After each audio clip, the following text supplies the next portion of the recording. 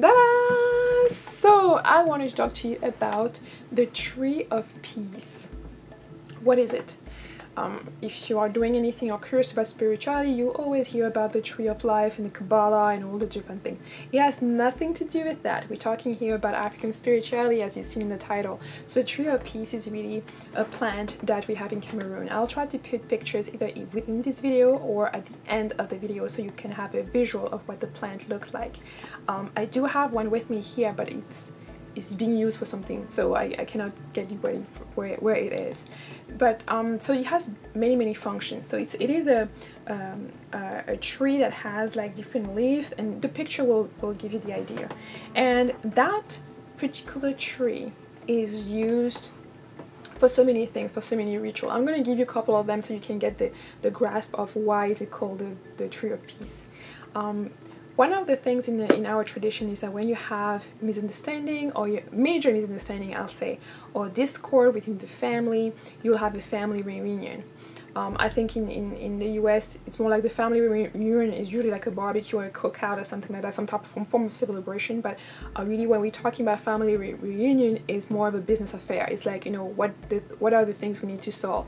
Of course, you'll have the eating and the partying sometimes before or after, but the main focus of why people are there is really to tackle the issue at hand. So the Tree of Peace has many functions. One of the functions, for example, is when for the protections. You can be used as a protective tool. For example, it is said in our tradition that babies are able to see spirits.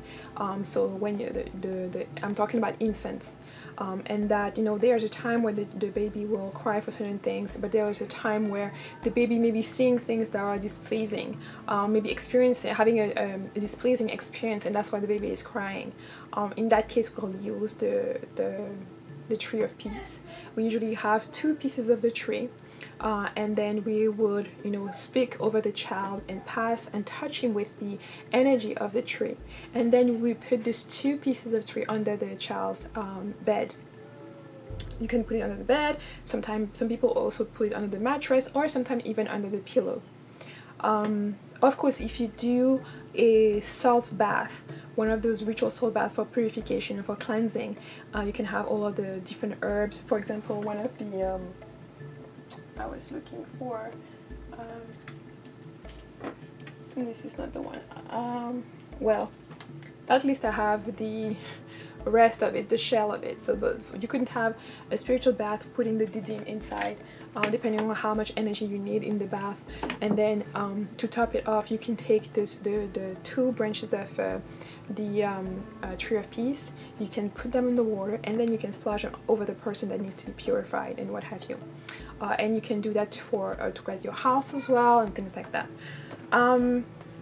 One other thing is that when there are any type of conflict and people are talking, and you want to resolve that conflict, so within the reunion, the family reunion, you will bring out the Tree of Peace, and basically you will state that everyone here is the ultimate goal is to bring peace. So you can understand that there is a certain energy about that tree, a certain calming, harmonious energy that kind of can calm the different energy that are present, and that can intervene.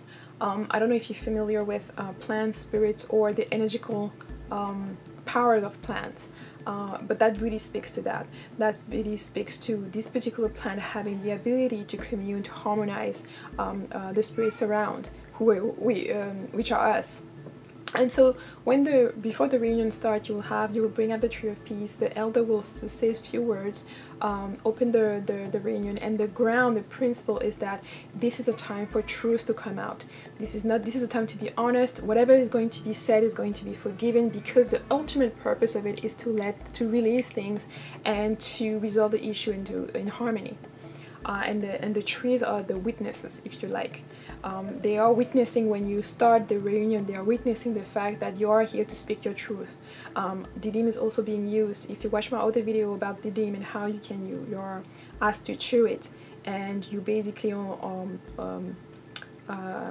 holding on yourself that you will be speaking the truth, that you will not be lying or being deceitful at this particular moment, and you chew that. And then of course there's kola, there's all the different other things and plants, and that's the people will use during the ceremony, if you like. But the tree of peace is the main thing that we use from the elders, and sometimes as people are speaking, it is being passed around. Sometimes it is just the elder in the room that will hold it. So it could be the grandfather, the grandmother, whoever is the eldest. It usually tends to be the grandmother. Yeah, so that's another way that people use the tree of life. The tree of life, you see, the tree of peace. There are many other ways. I don't want this video to get too long, but another thing that the tree of peace is being used for, people will plant them in their houses. They'll plant them at the border of the property to signify that, you know, it's the start of their property and that they are in peace with the neighbors or whoever is passing by. They will plant them in their garden, in the backyard, and some of them in the balcony, depending on where you live. And they will have the tree nearby, all around the property, to invoke and bring that peace, that energy, and also to have the presence of the tree there. You know, I've mentioned a little bit about the communion that we can have and the messages that we can have by being in the presence of certain trees, by being open and listening to the energies around us while we are in their own contact. If you watch my New Orleans videos, I've talked about a little bit about my experiences with the trees that were there, and it's really much like with the tree of peace.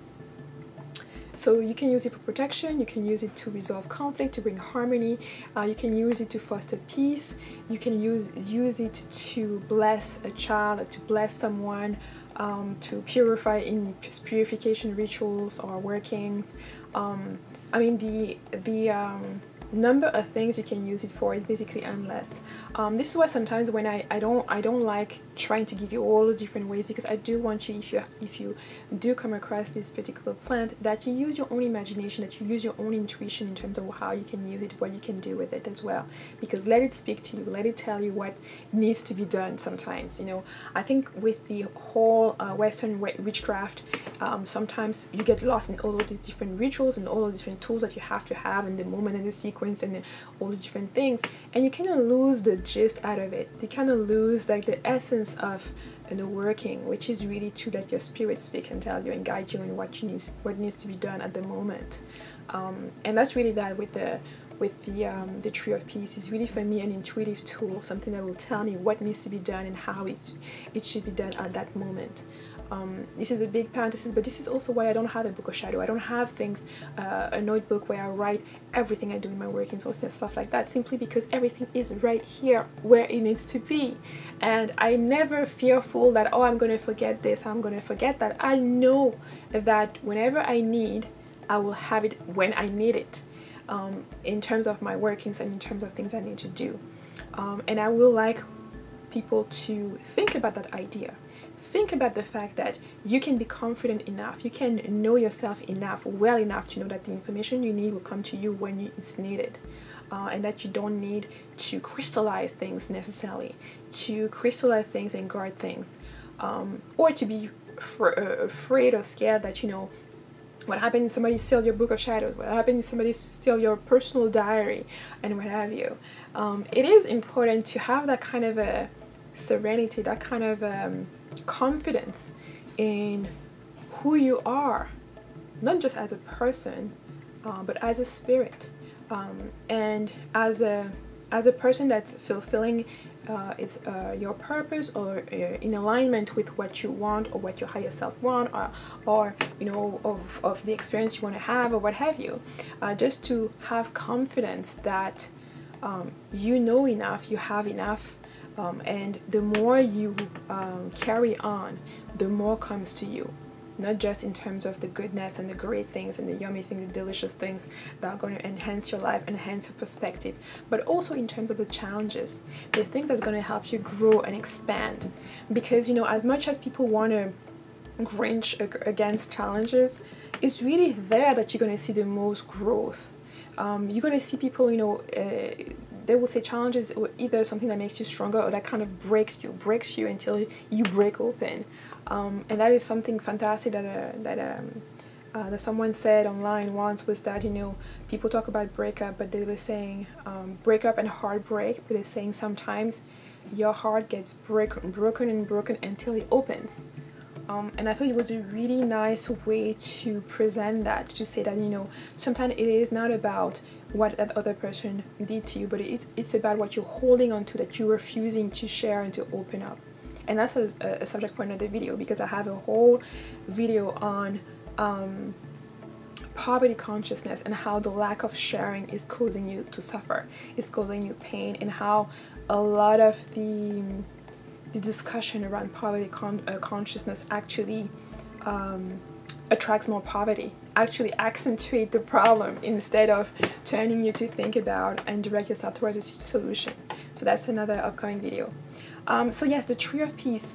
I'm going to put pictures. You can try to see where you can find it, where you are. Maybe you've seen it. Maybe they are trees from the same family. I don't know the scientific classification. I will try to find it. If I do, I will put it in the description box below, so you can see. For those of you who are interested, you could see if you can find that in your own area, if it's something that grows around you. And that's the other thing that I will say. I see a lot of people looking at different things online and saying, you know, for example, I mentioned Jiji, I mentioned different herbs, African herbs. Now, those African herbs grow in a particular environment. And I know it's really tempting, it's really thing to just like, I'm going to take this and bring it somewhere else and have it grown there, and it's going to be the same. It's not going to be the same, I can assure you that. Okay, the same way when you grew up in an environment, in a particular place of the world, you're not going to be the same as someone else who didn't grow up there, even though you are a person. It's the same thing for a plant. Think about a plant with as an entity that also has a spirit, that also has a purpose, that also has some properties. When you take it from one environment, you put it somewhere else, it transforms, it becomes something else. It's never going to be quite like the original thing. And I think this is why also a lot of discussions are being stressed around GMO foods. GMO foods are never going to be the same as, you know, natural foods. But I digress. Going back, so that therefore, if it should be a different species of the same plant that grows in North America, I wouldn't recommend taking a plant from back home and bringing it here to plant it and stuff like that. Or doing it, or you can do it, but knowing that the properties and the qualities are not going to be the same. It may not be as powerful. It may have some different other things that can come into play. This video, I was not going to share that, but there are some different properties that you can observe when you bring a plant from a different environment to where you are, and by experimenting with it, you can basically identify some of the different properties and qualities that morph because of the environment, because of the water is different, the energy is different also. So all of that is going to impact the plant. Usually what I used to do most is to bring dry herbs and stuff like that, because it's already been kind of like crystallized in a specific form, and so there's not that much issue with the potency is still there. You just need to store them very well and take care of them.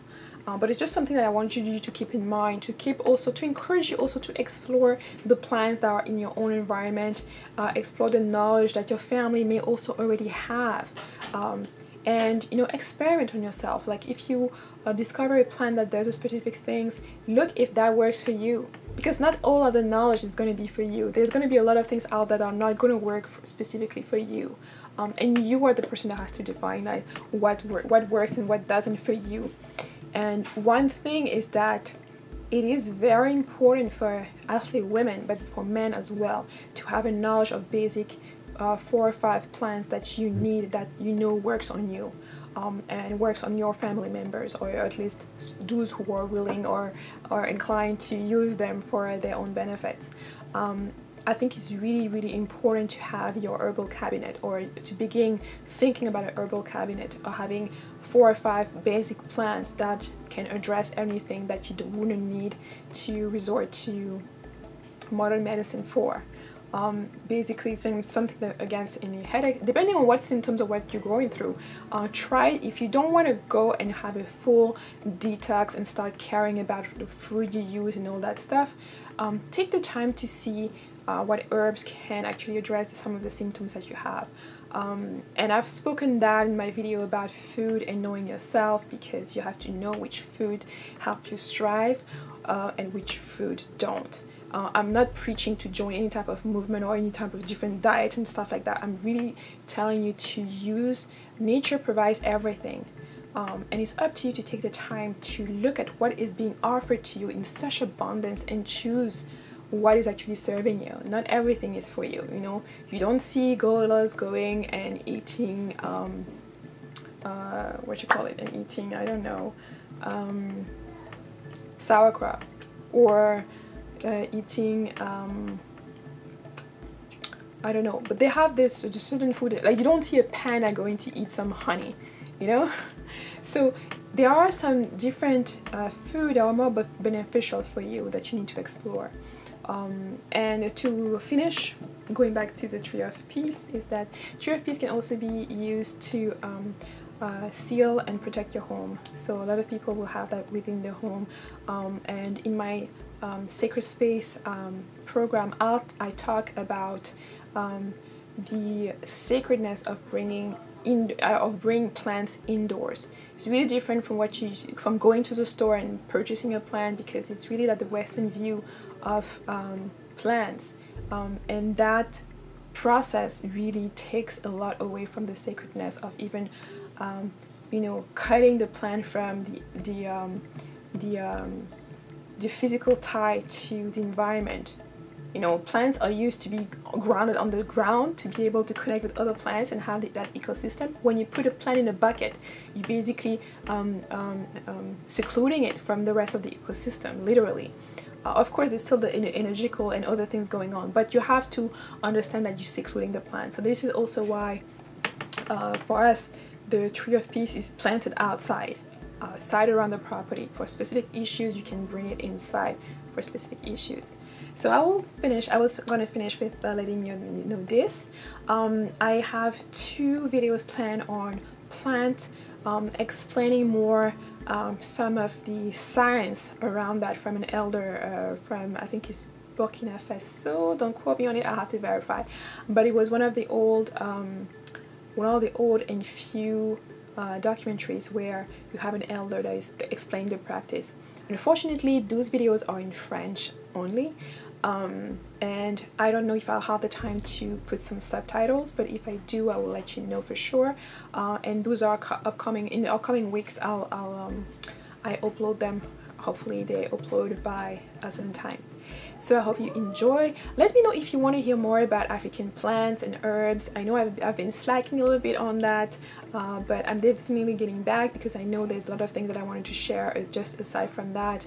And I'll even use the Tree of Peace in my dream work session to talk about how you can use it for dream and all of other things.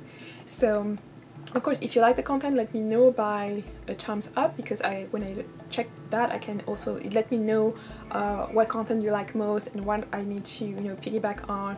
Of course, the comments also get the discussion going. If you knew about the Tree of Peace already from whatever sources, maybe you have some in your country, something that's similar, may not be the same images that you will see, but you may also have a plant or a tree that has the same function. Just put in a comment below. I really want this platform to also be a place where we can exchange and share our own experiences, our own thought, our own perspective, and so that everyone gains in the mix. So thank you so much for watching, and I'll see you in my next video. Bye bye.